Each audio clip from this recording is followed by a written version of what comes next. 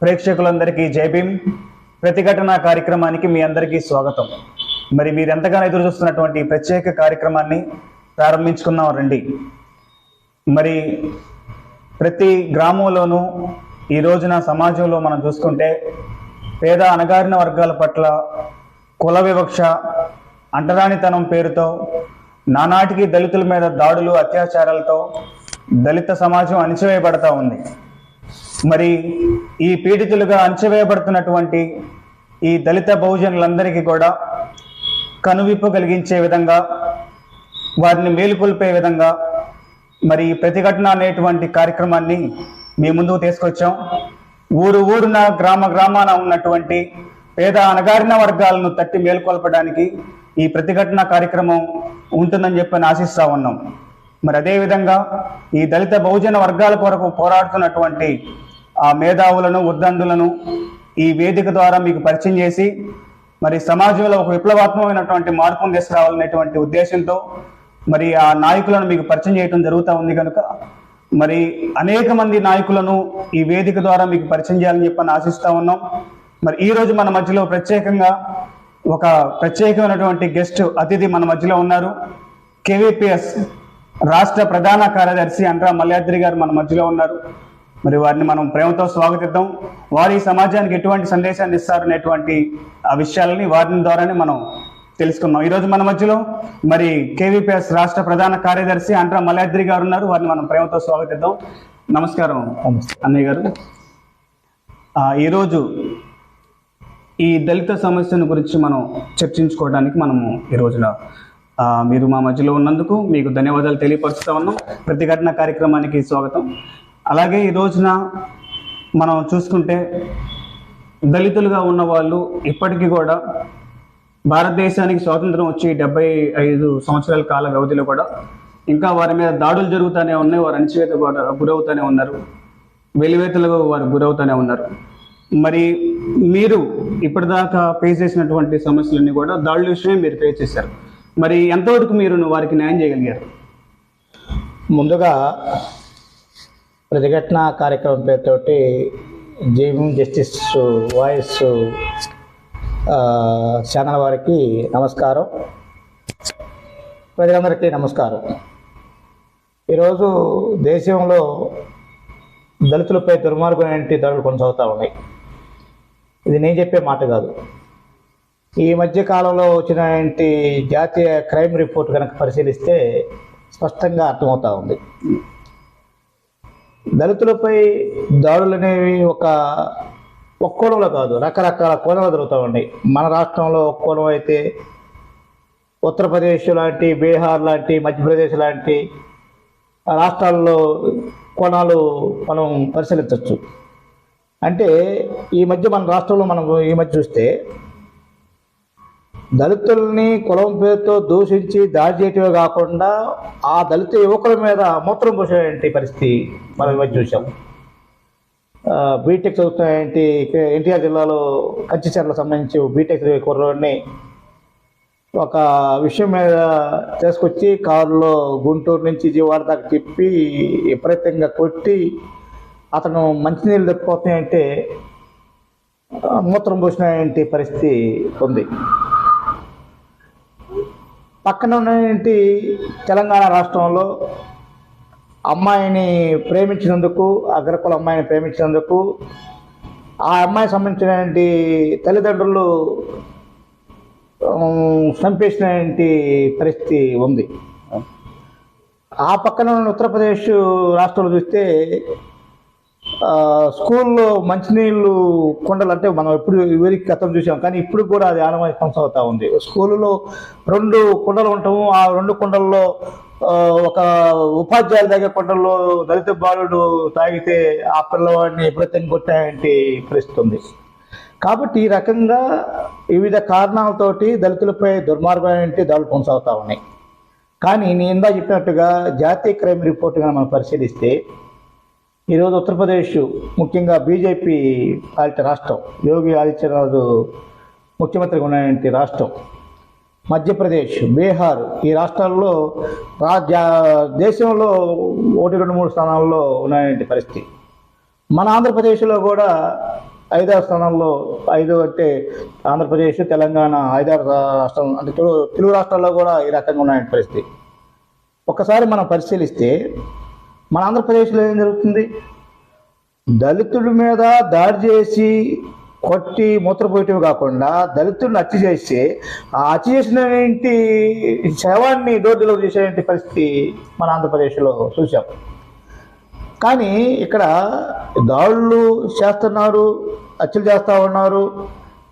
వీళ్ళ మీద కఠినంగా శిక్షించాల్సిన అవసరం ఉన్నాయంటే చట్టాలు చెప్తున్నప్పటికి కూడా ఆ చట్టాలను కూడా పక్కదారి పట్టించేటువంటి పరిస్థితి చూస్తున్నాం.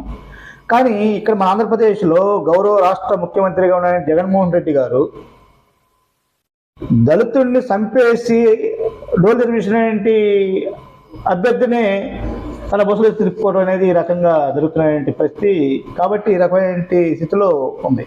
కులవృక్ష పోరాట సంఘం 98 ఏర్పడ్డ కాడి నుంచి నేటి వరకు ఈ దాడుల మీద వ్యతిరేకంగా పనిచేయటం, కులవృక్ష వ్యతిరేకంగా పనిచేయటం, ఈ కుల వ్యవస్థని వ్యతిరేకించే క్రమంలో ఎవరైతే కలిసి వస్తారో వాళ్ళందరినీ కలుపుకొని ప్రచార ఉద్యమం చేసేటువంటి ఒక క్రమం అయితే,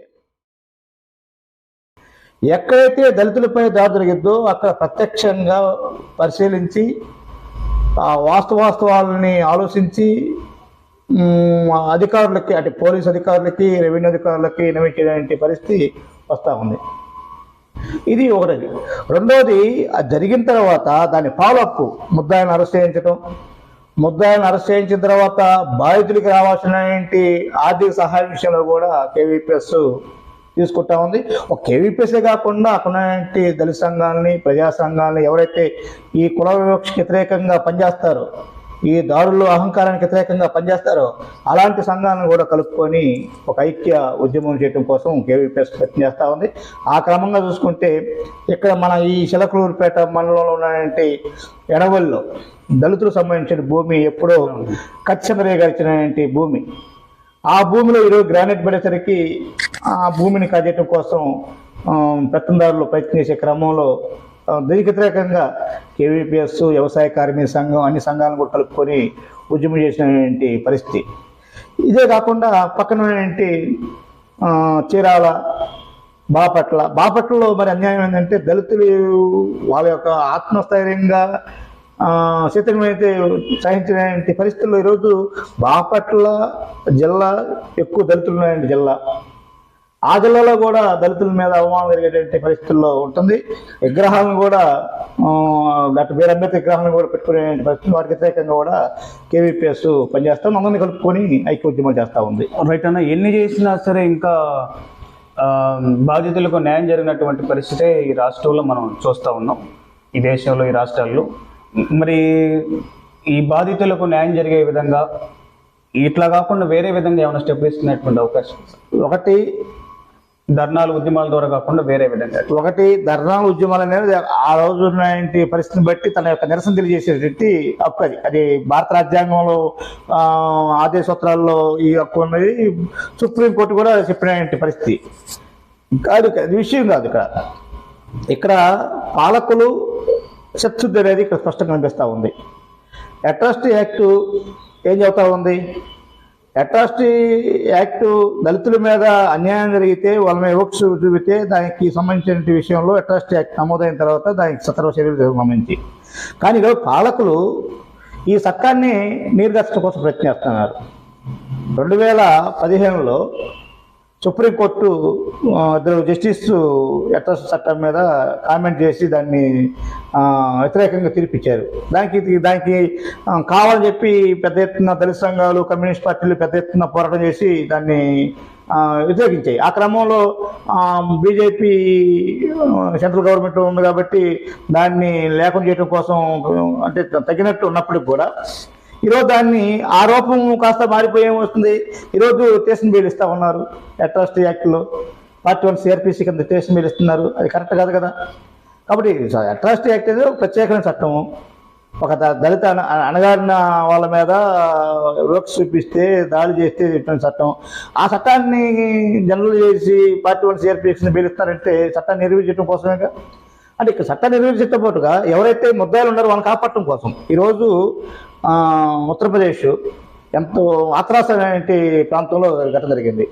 ఒక అమ్మాయి ఉద్యోగం కోసం ఎమ్మెల్యే దగ్గరికి పోతే ఎమ్మెల్యే ఉద్యోగం పక్కన పెట్టి ఆ అమ్మాయిని మీద అత్యాచారం చేసి ఆ అమ్మాయిని చంపేసి చివరికి బంధువులకు కూడా శవాన్నియకుండా పోలీసులు సమక్షంలో దహన కార్యక్రమం చేసింది ఒక రకంగా అర్ధరాత్రి పూట. అలాంటి ఘటనలో ఆ ముద్దాయిని కాపాడటం కోసం పాలక పార్టీలు ప్రయత్నం చేస్తుంది. మన రాష్ట్రం ఇందా చెప్పినటువంటి అనంతబాబే కాదు, ఉదాహరణకి గత 26 సంవత్సరాల క్రితంగా తూర్పుగోదావరి జిల్లా రామచంద్రపురం అనే ప్రాంతంలో దళితుల్ని శిరోమణం చేశారు. శిరోమణం చేసిన క్రమంలో అక్కడ ముద్దాయిగా ఉన్నటువంటి ఏదైతే తోట తిమ్మూర్తులు ఉన్నాడో అతని మీద కేసు ఉంది, ఎఫ్ఐఆర్ అయింది. ఇప్పటికీ కోర్టులో జరుగుతూ ఉంది. కానీ ఈరోజు ఆ ముద్దాయి ఏ పార్టీ అధికారులతో ఆ పార్టీ మారుతా ఉన్నాడు, ఇప్పటికీ కేసు పూర్తి కాలేదు. కాబట్టి ఏం చెప్పాలి దీనికి? ఇప్పుడు మన గుంటూరు జిల్లాలో చుండూరు ఉంది. చుండూరులో ఒక రకమైన మారణకాండ జరిగింది మాలామాదిల మీద. ఇప్పటికీ కేసు పరిష్కారం కాలేదు. మొన్న హైకోర్టులో నరసింహారెడ్డి జడ్జిగా ఇది కేసు మీద దుర్మార్గం తీర్పిచ్చాడు. మరి అలాంటి పరిస్థితులు ఈరోజు సుప్రీంకోర్టులో నడుస్తూ ఉంది. కారం చేయడం కూడా సుప్రీంకోర్టులో అంటే కింది కోర్టు శిక్ష పడితే వాళ్ళు పైకోర్టుకి వెళ్తే పైకోర్టు ఆ శిక్షని ఖరారు చేయకుండా దాన్ని కొట్టేస్తా ఉన్నారు. మరి పైకోర్టు పోత వస్తూ ఉంది. కాబట్టి ఈరోజు న్యాయ వ్యవస్థ అనేది రక్షణగా ఉండాల్సిన క్రమంలో కూడా న్యాయ వ్యవస్థ ఈ ముద్దాయిలకు అనుకూలంగా, ఈ పాలక పార్టీలకు అనుకూలంగా వ్యవస్థ ఉంది. అది కరెక్ట్గా చెప్పి మనం చెబుతా ఉన్నాం. దీన్ని ఆలోచించాల్సిన అవసరం కూడా ఉంది. రెండో విషయం ఏంటంటే ఈరోజు చైతన్యం అనేది దళితుల్లే కాదు ప్రజల్లో చైతన్యమైన విషయం. ఇది వివక్ష మనం చూస్తే పాఠ్యాంశాల్లో టెక్స్ట్ బుక్ల మీద వెనక్కి పక్క రాసేటారు అంటరాంతరం నేరం అని చెప్పి. మరి చదువుకునే వాళ్ళు అంటరాంతరం నేరం అని చెప్పి అంటరాంతరాన్ని ఇంకా పెంచడం కోసం ప్రయత్నం చేస్తే, కుల వివక్షని పెంచడం కోసం ప్రయత్నం చేస్తే మనం ఎక్కడ? కాబట్టి మైండ్ మనం ప్రజల్లో సంబంధించి అజ్ఞానం నుంచి చైతన్యం కావడం కోసం అజ్ఞానం నుంచి బయటికి పోవాలి, జ్ఞానాన్ని సంపాదించుకోవాలి. కాబట్టి అదే కాదు, ఈరోజు మనం చూస్తే క్రైస్తవులు హిందువుల మధ్య ఈరోజు మన భారతదేశంలో ప్రధానమైన ఇప్పుడు భారతదేశ రాజ్యాంగం చెబుతుంది ఎవరు ఏ మతంలో ఉండొచ్చు, ఏ ప్రాంతంలో ఉండొచ్చు, వాళ్ళ యొక్క భౌగోళిక పరిస్థితి బట్టి చేసుకోవాలి. కానీ ఈరోజు హిందూ ఏం చేస్తుంది అంటే క్రిస్టియన్స్ని దూరం చేస్తూ ఉంది, ముస్లిమ్స్ని టార్గెట్ పెడతా ఉంది. నిన్న కాక మొన్న ఏం జరిగింది, తెలంగాణ ఎలక్షన్లో ఎన్నికల్లో ప్రొటెస్ట్ స్పీకర్గా ముస్లిం అగ్రబుద్ధుని పెడితే బీజేపీకి సంబంధించినటువంటి 8 మంది ఎమ్మెల్యేలు మేము ప్రమాణ స్వీకారం చేయమన్నారు. కారణం ఏంటి? ఏ సందేశం వస్తుంది? భారతదేశం ఒక రాజ్యాంగం చెప్పేదానికోసం కూడా ఇల్లు లేకుండా చేసే క్రమంగా చెప్తుంది. దీన్ని ఏ రకమైన సందేశిస్తుంది? ఇది మతం సంబంధించింది కదా. కాబట్టి మతాల మధ్య కూడా కులాల మధ్య కూడా ఈ రకమైన వ్యత్యాసాలు పెట్టి ఆ రకమైన పరిస్థితి. రెండోది మనం ప్రాంతం చూస్తే ప్రాంతాలు ఈరోజు రైట్ ఓకేనా. ఇప్పుడు ప్రజల్ని చైతన్యపరచాలనేటువంటి మాట మీరు అంటూ ఉన్నారు. ప్రజల్ని చైతన్యపరచడం కోసం మీరు కేవీపీఎస్ ఏ విధంగా పనిచేస్తారు? ఒకటి, కేవీపీఎస్ దళితులు సంబంధించిన విషయంలో వాళ్ళకున్న ఏవైతే హక్కులు ఉన్నాయో, ఏవైతే చట్టాలు ఉన్నాయో ఆ చట్టాలని అవేర్నెస్ ద్వారా ప్రచారం ద్వారా తీసుకెళ్ళడం కోసం ప్రయత్నం చేస్తున్నాం. రెండోది, ఈరోజు కేవీపీఎస్ ఏర్పడింది అనేక మంది మహనీయుల యొక్క స్ఫూర్తి ఏర్పడింది. ఈరోజు డాక్టర్ బిఆర్ అంబేద్కర్ గారు, మహాత్మా జ్యోతిబా పూలే గారు, వారి భార్య సావిత్రిబాయి పూలే గారు, గుర్రం జాషువా గారు, పుచ్చలపల్లి సుందరయ్య గారు, అట్లనే పెరియార్ రామస్వామి గారు, నారాయణ గురు గారు, ఇలాంటి మహనీయుల యొక్క స్ఫూర్తితోటి కేవీపీఎస్ పనిచేసే క్రమంలో వాళ్ళ యొక్క జీవితాలని ప్రజలకి తీసుకెళ్ళటం కోసం కేవీపీఎస్ ప్రయత్నం చేసి వర్ధంతు జయంతుల్ని జరిపే కాకుండా సిద్ధం కాకుండా ఆ యొక్క సందర్భాల్లో వివిధ రకాల సేవా కార్యక్రమాలు చేయడం కోసం ప్రయత్నం చేస్తా ఉన్నాం. ఇప్పుడు ఉదాహరణకి గ్రామీణ ప్రాంతాల్లో దళిత వాడల పరిస్థితి, మురికి కాలువలు పట్టి రోడ్లు సరిలేక అలాంటి పరిస్థితుల్లో వాటిని సేవా కార్యక్రమాల ద్వారా, అట్లనే దళిత యువకులు చదువుకునే అవకాశం క్రమంలో ఈరోజు ప్రైవేట్ రంగం విపరీతంగా పెరుగుతున్న క్రమంలో ప్రైవేట్ సంస్థలకు చదువుకోలేని పరిస్థితులు, అలాంటి వాళ్ళకి స్పోక్ ఇంగ్లీష్ లాంటి కార్యక్రమాలు కేవీపీఎస్. అట్లనే ఇప్పుడు గ్రూప్ 1 గ్రూప్కి సంబంధించిన వాళ్ళకి అవగాహన అంటే రోజు గ్రూప్ 1 గ్రూప్కి సంబంధించిన నోటిఫికేషన్ ఈ రాష్ట్ర ప్రభుత్వం వచ్చి ఇప్పుడేసింది. అంతకుముందు లేదు. కాబట్టి ఆ ప్రభుత్వాలు ఉపాధి అవకాశాలని కల్పించే క్రమంలో గుర్చేయటం కాకుండా ఆ క్రమంలో మనం వీళ్ళకి కోచింగ్ లాంటి కార్యక్రమాలు మనం పెట్టడం కాదు. ఈరోజు ప్రభుత్వం మనం అడుగుతా ఉన్నాం, ఆంధ్రప్రదేశ్లో ఉన్న పరిస్థితి ఏంటి? డాక్టర్ బిఆర్ అంబేద్కర్ గారి study circles, AP study circles పేరు పెట్టారు. వైఎస్ రాజశేఖర రెడ్డి ముఖ్యమంత్రి ఉన్నప్పుడు వచ్చింది. కానీ ఈరోజు అవి నిర్వీర్యమైపోతా ఉన్నాయి. ఉదాహరణకి ఆంధ్రప్రదేశ్లో వేలాది మంది నిరుద్యోగులు ఒక రకమైన అభద్రతలా ఉండి ఉద్యోగాలు లేని పరిస్థితులు, ఉద్యోగాల కోసం నోటిఫికేషన్ లేవు. ఉన్న నోటిఫికేషన్లు కూడా సరే, ఇప్పుడు పోలీసు నోటిఫికేషన్ చేస్తున్నారు, బ్యాంక్స్ చేస్తున్నారు, గ్రూప్ 1 గ్రూప్ ప్రిపరేషన్ అనుకోండి. వీళ్ళందరూ సంబంధించి ఒక స్టడీ సర్కిల్స్ పెట్టి ఉచితంగా స్టడీ సర్కిల్స్ పెట్టాలి కదా. కానీ మన దౌర్భాగ్యం ఏంటంటే ఆంధ్రప్రదేశ్లో తిరుపతిలో ఏమో గ్రూప్ 2కి ఇస్తారంట, ఈ విజయవాడలో ఏమో గ్రూప్ 1కి ఇస్తారంట, సివిల్స్కి ఏమో విశాఖపట్నం ఇస్తారంట. ఎన్ని ఇస్తారంట? 600 మందికి 700 మందికి అంటే 300 మంది. కానీ వేలాది మంది ఈరోజు నిరుద్యోగులు ఉద్యోగాలు రాక ఉద్యోగాల కోసం వచ్చినటువంటి నోటిఫికేషన్ని ఫాలో అవుతా ఉంటే 100 మందికి ఆ రకంగా కోచింగ్ ఇస్తామంటే ఎవరికి ఏం రిజల్ట్? అదే బ్యాంక్స్ ఉన్నాయి, ఈరోజు ఉద్యోగాలు పడుతున్నాయి, రైల్వే సంబంధించిన ఉద్యోగాలు పడుతున్నాయి. ఒక రకంగా మేము కేవీపీఎస్గా ప్రభుత్వ రంగ సంస్థలని కాపాడాలని చెప్పినామంటే ప్రభుత్వ రంగ సంస్థలు నిర్వహించడం కోసం పాలకులు చేస్తున్నాం. కానీ ఉన్న రోడ్లో కూడా ఈరోజు అలాంటి ట్యాక్స్ కోసం సరే. కాబట్టి మేము కేవీపీఎస్ చెప్తున్నాయంటే ఈ ప్రభుత్వాలని, కేంద్ర ప్రభుత్వం కావచ్చు, రాష్ట్ర ప్రభుత్వం కావచ్చు, తిరుగుతున్నటువంటి నిరుద్యోగాన్ని తగ్గించేసి, ఎందుకంటే నేను చెప్పే మాట కాదు, నరేంద్ర మోడీ చెప్పాడు 2014లో గుజరాత్ ముఖ్యమంత్రిగా ఉన్న ఆయన, నేను దేశ ప్రధానంగా వస్తే గెలిపిస్తే ఇంటికి ఒక ఉద్యోగం ఇస్తానని చెప్పాడు, సంవత్సరానికి 2 కోట్లు ఉద్యోగం చెప్పాడు. ఇప్పుడు ఆ రకం చూసుకుంటే నరేంద్ర మోడీ గారు వచ్చి ఇప్పుడు 9 సంవత్సరాలు దాటిపోయింది. ఆ రకం చూస్తే 16 లక్షల కోట్లు 16 కోట్ల ఉద్యోగాలు రావాలి. మరి ఏమైంది? ఉద్యోగాలు లేవు. కానీ జగన్మోహన్ రెడ్డి గారు వచ్చిన తర్వాత ఉద్యోగాల పరిస్థితి చూస్తే ఈరోజు అంటే ఒక రకం చెప్పాలని జగన్మోహన్ రెడ్డి నినాదం ఏంటి? ఉద్యోగాలు, ఆయన చెప్పేది వాలంటీర్ ఉద్యోగాలు చెబుతున్నాడు. కానీ ఈరోజు మన చూస్తే గ్రూప్ 1కి 130 పోస్టులు చెప్పారు, గ్రూప్ 2కి 887 పోస్టులు చెప్పారు. కానీ మేము లెక్క చూస్తే ఈరోజు గ్రూప్ 2 సంబంధించి చూస్తే 5000 ఉద్యోగాలు ఖాళీలో ఉన్నాయి ప్రతి డిపార్ట్మెంట్లో. గ్రూప్ 1 సంబంధించి 1000 పోస్టులు దాకా ఉన్నాయి. మరి 1000 పోస్టుల్ని 5000 పోస్టులు దాచిపెట్టి కేవలం ఇస్తే. రెండవది, ఈరోజు చాలా ప్రభుత్వ స్కూళ్ళల్లో టీచర్లు లేరు. ఇప్పుడు ఈ 5 ఏళ్ల కాలం ఒక డిఎస్సీ అయ్యేలా, మరి డిఎస్సీ ఇచ్చు కదా. కాబట్టి మేము కేవీపీఎస్గా ఈ దళితుల మీద జరిగే దాడులకు వ్యతిరేకంగా పోరాటం చేయటం కాకుండా వాళ్ళని అవేర్నెస్ చేసే క్రమంలో వాళ్ళని అన్ని రకాలుగా వాళ్ళు చైతన్యం చేసేటువంటి కార్యక్రమం చేస్తా ఉన్నాం. ప్రభుత్వాలు ఆ రకంగా ఉండాలని చెప్పి మేము కోరుకుంటా ఉన్నాం. కానీ లేదు.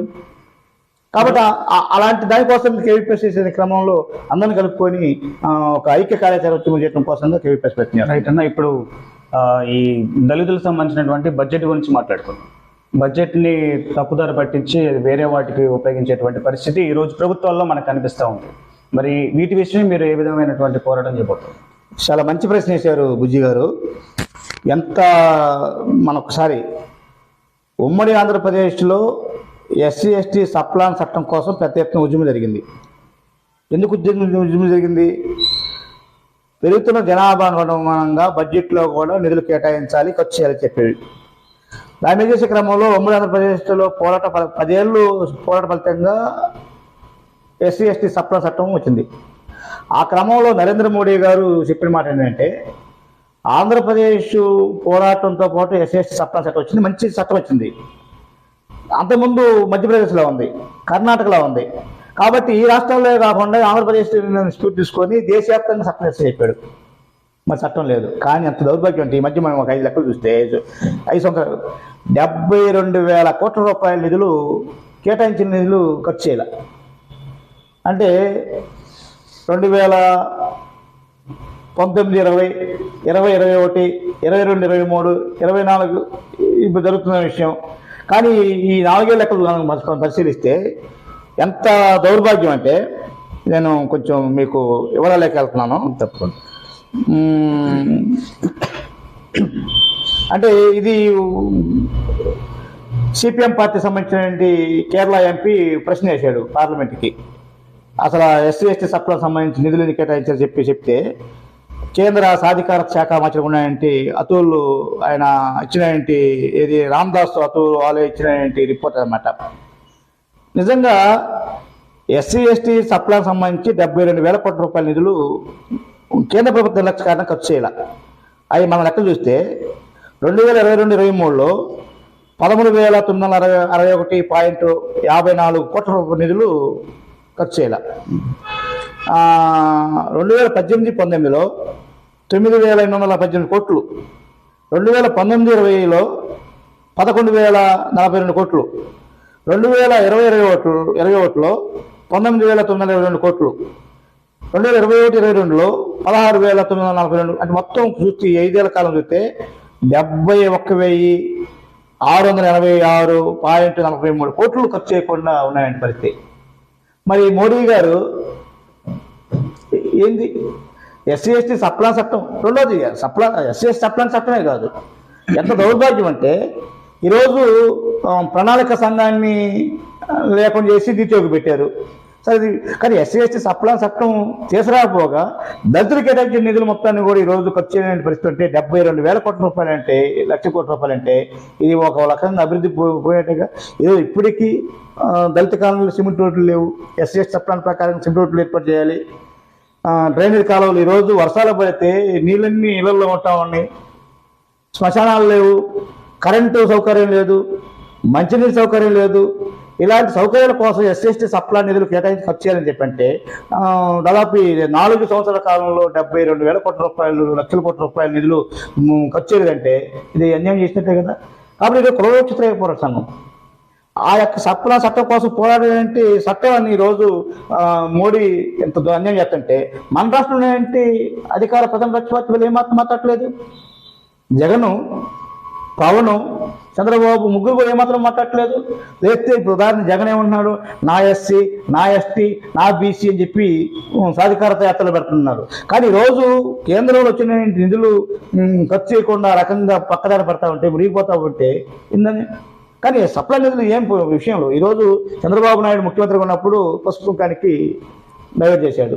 ఈరోజు జగన్మోహన్ రెడ్డి ఈ సప్లా నిధులు మొత్తాన్ని నవరత్నాల పేరుతో డైవర్ట్ చేస్తా ఉన్నాడు. కాబట్టి ఈరోజు నేను చెప్పేది ప్రజలారా ఆలోచించండి. ఈరోజు అభివృద్ధి అనేది ఏ రకంగా ఉండాలి? దళితుల యొక్క అభివృద్ధి, భారతదేశానికి స్వాతంత్రం వచ్చి ఈ 70 ఏళ్ల కాలంలో కూడా ఇంకా దళితుల యొక్క అభివృద్ధి గురించి మాట్లాడతామంటే ఎంతకన్నా దౌర్భాగ్యం లేదు. అందుకోసంగా ఈరోజు మేము ప్రజలకి ఎస్సీ ఎస్టీ సప్లా చట్టం ఒక మంచి చట్టం, ఆ చట్టం ప్రకారం నిధులు కేటాయింపులు ఉన్నప్పుడు కూడా నిధుల్ని ఆ చట్టానికి ఖర్చు చేయకుండా వివిధ రకాలుగా ఖర్చు చేస్తూ ఉన్నారు, నిర్వహణ చేస్తూ ఉన్నారు. చివరికి ఇంకో విషయం, ఈ ఎస్సీ ఎస్టీలకు సంబంధించిన విషయంలో ఎస్సీ కార్పొరేషన్, ఎస్టీ కార్పొరేషన్ భూమి కొనుగోలు పథకం చాలా కీలకమైంది. ఇప్పుడు 1 సెంటు భూమి వల్ల ఆంధ్రప్రదేశ్ దౌర్భాగ్యం ఏంటంటే దళితులకు ఉన్నాయంటే భూముల్ని ప్రభుత్వ అవసరాలకి లాగేసుకున్న క్రమం ఉంది. భూస్వాములు, పెత్తందారులు, బలవంతులు అక్రమంగా, అన్యాయంగా, దౌర్జన్యంగా ఆక్రమించుకునే సందర్భాలు ఉన్నాయి. కాబట్టి ఇలాంటి పరిస్థితుల్లో ఆ భూముల్ని పంచే పరిస్థితి కాకుండా ఉన్న భూములు కూడా కాజేయడం కోసం ఈరోజు జగన్మోహన్ రెడ్డి చట్టం. ఇప్పుడు యాక్చువల్గా ఆ రోజు దళితులకు భూమి లేకపోతే, పేదలకు భూమి లేకపోతే భూమి ఇవ్వాలని చెప్పి చట్టం చెబుతామంటే, ఎస్సీ కార్పొరేషన్ ద్వారా భూమి కొనిగని చెప్పి చట్టం చెబుతామంటే ఏదో 1 సెంటు భూమి కొన్న పరిస్థితి లేదు. దళితుల శ్మశానం విషయంలో కూడా ఎంత దౌర్భాగ్య విషయం. ఉదాహరణకి నిన్న ఒక ఆయన అంటున్నాడు, ఈ తెలంగాణలో దళిత బంధు పెట్టి రైతు బంధు పెడుతున్నారు, మీరేం బంధు పెడతారని చెప్పి పార్టీని ప్రశ్నిస్తే ఆయన ఏమన్నాడంటే, నేను బంధు అంటే చచ్చిపోయిన తర్వాత శ్మశానం కోసం మట్టి కట్టిస్తే ఈ రకంగా వ్యంగ్యంగా ఉండేది. మరి ఈరోజు దళితులు శ్మశానాలు లేకుండా ఉన్నాయి. కాబట్టి ఇలాంటి పరిస్థితుల్లో ఈ దళితుల మీద దాడులే కాకుండా, వివక్షకు వ్యతిరేకంగా పోరాటం కాకుండా దళితులకు సంబంధించిన వాళ్ళ యొక్క ఆర్థిక అంశాలకు సంబంధించిన కూడా విషయంలో ఆలోచించాలి. దానికి కీలకం భూమి అని చెప్పి మేము అభిప్రాయపడతాము. అందుకోసం ఈరోజు ఈ జగన్మోహన్ రెడ్డి ప్రభుత్వం కావచ్చు, రేపు అధికారం కోసం ఏ పార్టీ ప్రభుత్వం కావచ్చు, దళితులకి భూమి సంబంధించిన విషయం కీలకం కావాలి. ఈరోజు నవరత్నాలు జగన్మోహన్ రెడ్డి అన్నారు, మీరు 10 రత్నం భూమి పథకం చేస్తండి, 10 రత్నాలు ఇవ్వండి. చంద్రబాబు నాయుడు కూడా అధికారం కోసం పోరాడుతూ ఉన్నాడు. కాబట్టి భూమి కీలకం. కాబట్టి ఈరోజు రాష్ట్రంలో లక్షల ఎకరాల భూములు భూస్వామ్య చేతుల్లో ఉన్నాయి. ఆ భూముల్ని పేదలకు పంచడం కోసం ప్రయత్నించండి. ప్రభుత్వ భూములు లక్షల ఎకరాలు ఉన్నాయి, ఆ భూమి పేదలకు పంచమండి. దళితుల యొక్క ఆర్థికంగా అభివృద్ధి కావాలంటే, వాళ్ళు చైతన్యం వాళ్ళు ఎంతో కొంత కావాలంటే మాత్రం భూమి కీలకం, భూమి పంచమని చెప్పుకుంటున్నాం. ఇదే కాదు, బెంగాల్ ప్రభుత్వం మనం ఒకసారి ఆలోచించుకోవాలి. 25 లక్షల భూమి పంచడం బెంగాల్ ప్రభుత్వం, సిపిఎం పార్టీ ప్రభుత్వం చేసింది. 25 లక్షల భూమిని కౌలు చట్టం చేసింది. పక్కన ఉత్తరప్రదేశ్ మాయావతి ప్రభుత్వం 6 లక్షల ఎకరాల భూమి పంపించింది.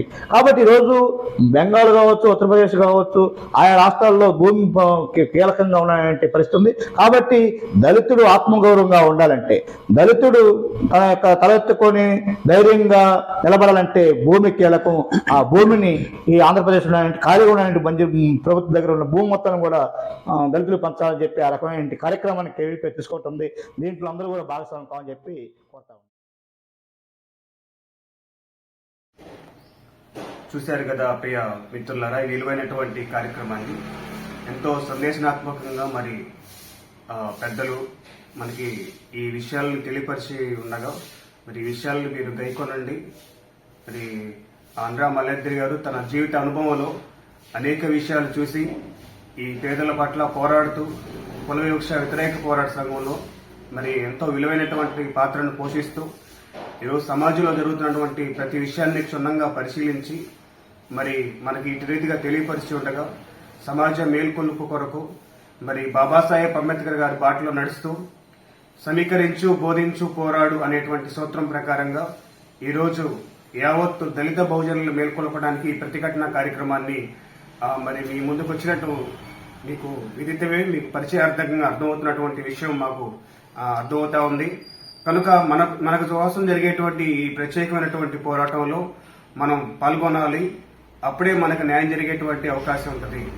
మరి మన కోసం జరిగేటువంటి పోరాటంలో మనం పాల్గొనకపోతే మన బానిసత్వానికి మనమే కారణం అవుతాం. కనుక మరి దయచేసి ఈ జస్టిస్ అనేటువంటి ఛానల్ మన అభివృద్ధి కొరకు, మన హక్కుల కొరకు ఎప్పుడు పోరాడేదిగా ఉంటుందని చెప్పి ఈ సందర్భంగా తెలియపరుస్తూ అందరూ ఈ ఛానల్ని సబ్స్క్రైబ్ చేసుకొని మరి సపోర్ట్ చేయాల్సిందిగా మీ అందరినీ కోరుకుంటా ఉన్నాను. థ్యాంక్ యూ సో మచ్ మిత్రులారా.